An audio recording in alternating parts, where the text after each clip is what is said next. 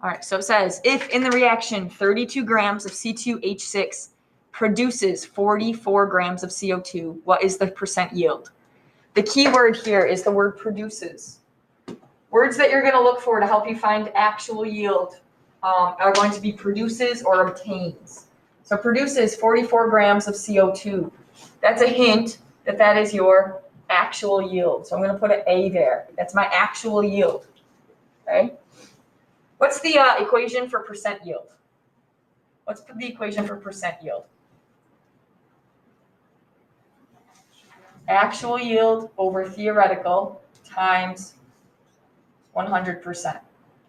Okay, so we have our actual, which means we're going to need to solve for a theoretical yield of CO2. Our given in this problem is going to be 32 grams of C2H6. That's our given. CO2 is what we're going to solve for a theoretical yield for. Because we have the actual yield of CO2, we need to figure out the theoretical yield of CO2. Does that make sense? Yes. Fine. So we need to solve for theoretical yield. We're going to take our given, which is 32 grams of C2H6.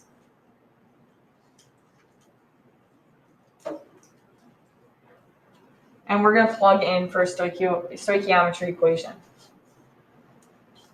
Using our flow chart, if I'm given, if my starting point is grams, what do I need to do with grams? Do I need to multiply, divide, leave it alone? We have to divide by the molar mass of C2H6. So we need to figure out the molar mass of C2H6. We've got carbon. We've got two of them. Carbon has a molar mass of 12.01. And we've got 6 hydrogen. Hydrogen is 1.01. So 24.02 plus 6.06 is, I don't know what calculator. I got 30.08. What's that, Peyton? I said I got 30. All right, so 30.08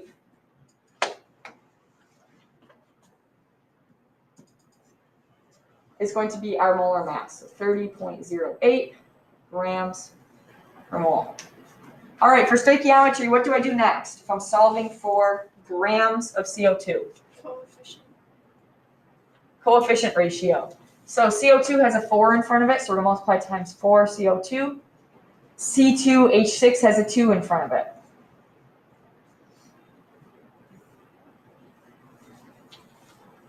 Lastly, we want grams of CO2, so what's my last step? Molar mass of CO2. I need to multiply times the molar mass of CO2. The molar mass of CO2 is actually 44.01.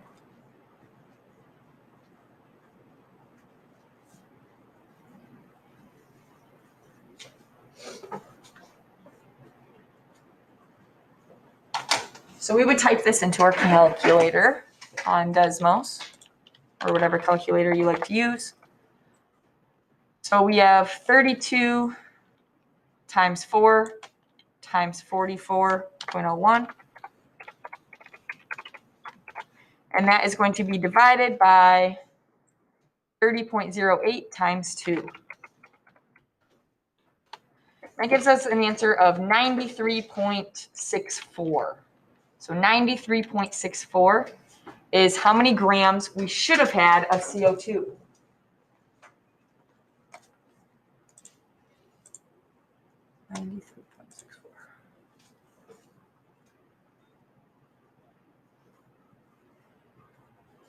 This is known as my theoretical yield or calculated yield, okay? I want to solve for percent yield. So percent yield is actual over theoretical times 100%. So I'm just going to do this in green. My actual yield was 44 grams.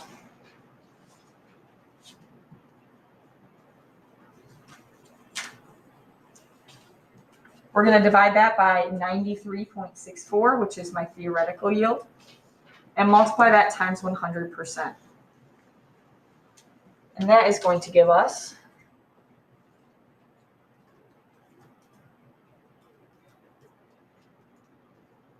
46.99%.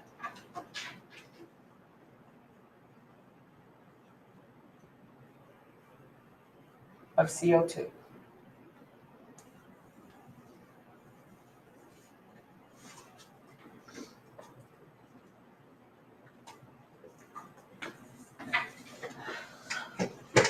When you're looking for actual yield, you're going to look for the keywords obtained or produces.